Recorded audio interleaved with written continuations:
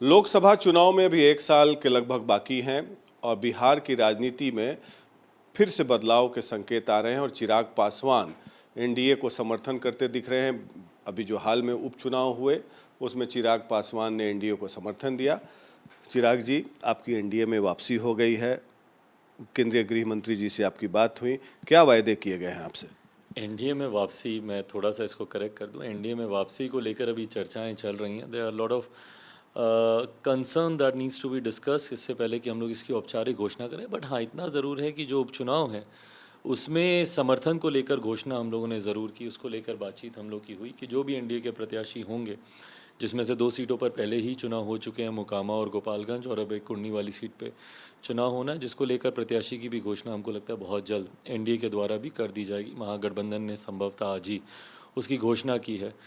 तो ये समर्थन ज़रूर है इस उपचुनाव को लेकर। बट जहाँ तक रही बात एनडीए अलायंस में आने की या गठबंधन का हिस्सा बनने की, कई ऐसी बातें हैं जिस पे अभी थोड़ी सी और चर्चा होनी बाकी है और उसके बाद उसकी भी औपचारिक घोषणा। तो प्रेस कॉन्फ्रेंस करेंगे? हाँ, मतलब इसकी औपचारिक घोषणा उसके बाद की जाए। आप किससे संपर्क में हैं एनडीए में?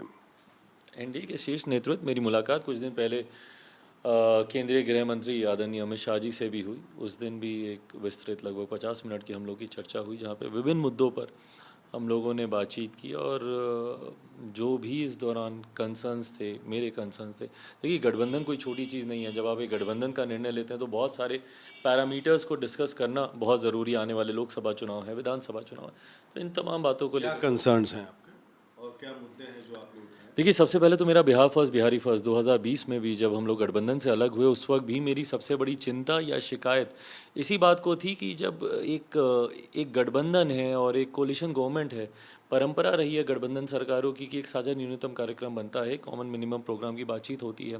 पर उस वक्त मुख्यमंत्री जी का एक रवैया था जहाँ पे 7 निश्चय के अलावा वो किसी और एजेंडे को शामिल करना नहीं चाहते थे। तो ये सारी बातें हुई कि भाई अगर आने वाले दिनों में हम लोग सरकार बनाते हैं तो उसमें बिहार फर्स्ट बिहारी फर्स्ट को वो महत्व दिया जाए।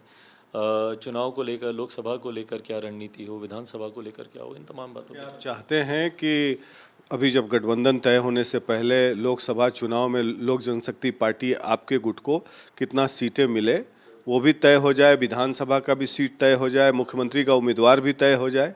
भाई, ये बहुत इंटरनल डिस्कशंस आप जानना चाह रहे हैं, बट कई विषयों को लेकर चर्चा हुई जो एक दिन, जिस दिन ये सारी बातें फाइनलाइज हो जाएंगी, मुझे मैंने सवाल किया वो सब बातें भी डिस्कशन हुई? भाई जो जो बातों पे डिस्कशन हुआ, ये जिस दिन इसकी घोषणा की जाएगी ज़रूर इन बातों को भी सार्वजनिक किया जाएगा। मेरा सीधा सवाल है, आप राजनीति कर रहे हैं, दूसरी बार एमपी बने हैं, तीसरी बार भी बनेंगे, रामविलास पासवान जी के पुत्र हैं, बिहार में एक वैक्यूम होने जा रहा है। आपके पिताजी के जनरेशन के जो लीडर्स हैं अब वो फेज़ आउट हो रहे हैं, लालू जी हों, नीतीश जी हों, आपके पिताजी तो गुजर गए, अब आपकी सीधी लड़ाई तेजस्वी यादव से होगी। आप क्या चाहते हैं कि बिहार का मुख्यमंत्री आप बनना चाहेंगे आगे चल के, और उसके लिए उस दिशा में क्या कर रहे हैं? भाई, बिहार ही कारण रहा जिसकी वजह से मैं राजनीति में आया। मुंबई में था, एक अलग प्रोफेशन में था, वहाँ पे काम कर रहा था, बट जिस तरीके से वहाँ पे बिहारियों को उस दौरान मैंने पिटते हुए, ह्यूमिलेट होते हुए, वहाँ के एक क्षेत्रीय दल के द्वारा शिवसेना के लोग जिस तरीके से बर्ताव करते थे, ये तमाम बातें देखने के बाद ही मैंने ये निर्णय लिया कि वापस अपने राज्य जाऊँगा और राज्य के लिए काम करूँगा। खोए हुए गौरव, खोए हुए स्वाभिमान, अस्मिता की ये लड़ाई है, तो इसीलिए मैं राजनीति में आया हूँ। तो यकीनन मेरी प्राथमिकता स्टेट पॉलिटिक्स है, राज्य की ही राजनीति है और स्टेट में ही मुझे रहना है, और यकीनन मैं उस दिशा में मैं कार्य कर रहा हूँ। जिस दिन बिहार में हम लोग की सरकार हो, बिहार फर्स्ट बिहारी फर्स्ट की सरकार हो, मेरे लिए मेरा वो विजन डॉक्यूमेंट बहुत मायने रखता है, क्योंकि वो एक रोड मैप है जिसमें मैंने समस्या नहीं बताई, मैंने समाधान दिए कि किस तरीके से आप बिहार को एक विकसित राज्य आप बना सकते हैं। सो डेफिनेटली स्टेट मेरे लिए मैटर करता है, और जिस दिन हम लोग सरकार में आएंगे उस दिन बिहार को सही मायनों में एक विकसित राज्य बनाने की ओर हम लोग। बिहार का मुख्यमंत्री बनकर बिहार की सेवा करना चाहते हैं? देखिए, मुख्यमंत्री बनने का मौका जनता के हाथ में है, जनता मौका देगी तो यकीनन बनेंगे। बट अगर जिस भी परिस्थिति में मौका मिलता है सत्ता में आने का, भले वो मुख्यमंत्री बनकर हो, सहयोगी बनकर हो, जो भी माध्यम हो, पर यकीनन जो हम लोगों ने वादे किए हैं या बिहार फर्स्ट बिहारी फर्स्ट में जो बातें मैंने कही उसको ज़रूर धरातल पर उतारेंगे। तो ये जो गठबंधन होने वाला है आपका बीजेपी के साथ, उसमें मुख्य शर्तें क्या होंगी? क्योंकि आपको तो घर से निकाला गया बीजेपी के द्वारा, आपकी पार्टी को तोड़ी गई बीजेपी के द्वारा, उसमें नीतीश जी भी साथ थे उस समय, तो एक कहा जाता है ना, पिंच ऑफ सॉल्ट, तो आप कॉशियस होंगे इस बार? भाई देखिए, मेरी व्यक्तिगत लड़ाई नहीं है ये मेरे घर के लिए लड़ाई नहीं है, मेरे परिवार के लिए लड़ाई नहीं है। मैं जब राजनीति में हूँ तो मैं 12 करोड़ बिहारियों के लिए मैं लड़ाई लड़ रहा हूँ। और मैं जब राजनीति में कार्य करने की सोच के साथ मैं आता हूँ तो मेरा लक्ष्य बिहार हित है, ना कि व्यक्तिगत हित, ना कि मेरे परिवार का हित। मैं उस सोच के साथ मैं राजनीति नहीं कर रहा हूँ। मेरे गोल्स बड़े हैं, मेरे मिशंस बड़े हैं। और जब आप राज की राजनीति या राष्ट्रीय राजनीति की जब आप बात करते हैं और जब आप देश हित को, प्रदेश हित को आप जब सबसे ऊपर रखते हैं, तो ये सारी बातें उस वक्त कहीं चर्चा में आती नहीं। मैं एक अपने घर को लेकर मैं लड़ाई लड़ता रहूँ तो बहुत छोटी लड़ाई हो गई ना, वो तो मेरी लड़ाई हो गई। और मुझे सिर्फ छोटी लड़ाई लड़नी होती तो मैं तो 2020 में इनके सामने नतमस्तक हो जाता, वैसे ही मंत्री बन जाता, वैसे ही बिहार में भी मेरी सरकार आ जाती। तो मेरा लक्ष्य बड़ा है। जैसा मैंने कहा, बिहारियों को जिस तरीके से अपमानित किया जाता है, आज भी पलायन है, दूसरे प्रदेशों में जाते हैं, मुख्यमंत्री बोलते हैं भैया 7 निश्चय। क्या नली गली बनाने से भाई बिहार का विकास होगा? मेरी इनकी नीतियों से मुझे दिक्कत है। भाई आप आईटी जॉब्स की बात नहीं करते, आप आईटी सेक्टर्स क्रिएट करने की बात नहीं करते, आप एजुकेशनल हब बनाने की बात नहीं करते, हेल्थ फैसिलिटीज़ को आप बेटर करने की बात नहीं करते, प्रति व्यक्ति आय पर कैपिटा इनकम कैसे इंप्रूव हो उसकी आप बात नहीं करते, इंडस्ट्रियलाइजेशन की आप बात नहीं करते, इन्वेस्टर्स को आप नहीं बुलाते, सिंगल विंडो क्लियरेंसेज उनको नहीं देते, उनको ईज़ ऑफ बिजनेस आप नहीं देते। तो जब तक आप इन चीज़ों के बारे में बात नहीं करेंगे तब तक बिहार विकसित नहीं हो पाएगा। तेजस्वी यादव तो बोल रहे हैं कि ये सब हम कर रहे हैं, रोजगार दे रहे हैं, ये कर रहे हैं, लेकिन बीजेपी वाले आरोप लगाते हैं कि हम लोग के समय का वैकेंसी था, अब वो नियुक्ति पत्र बांट रहे हैं। भाई खैर, ये तो खैर हकीकत है, इसमें कोई झूठ नहीं बोल रहा है। नियुक्ति पत्र आप देखेंगे तो कब की वो थी, उसको ये लोग आज की तारीख में लोग बांट रहे हैं। But having said it all, अगर आप कर देंगे बहुत अच्छी बात है भाई। मैं मेरे मुख्यमंत्री से भी तो यही सवाल करता था कि आप एक उपलब्धि बता दीजिए, 17 साल से आप मुख्यमंत्री हैं, आप मुझे एक कोई ऐसा कारखाना दिखा दीजिए। आज आप शराबबंदी को लेकर आप रोए जा रहे हैं, तो भैया पंचायत पंचायत गाँव गाँव में शराब की दुकानें खुलवाई किसने? पहले आपने खुलवाई। आज आपको शराबबंदी की आपको याद आती है। आप इंडस्ट्रीज़ लाते नहीं हैं, ये बोलते हैं क्योंकि बिहार का भूगोल ऐसा है कि यहाँ पे उद्योग नहीं आ सकता।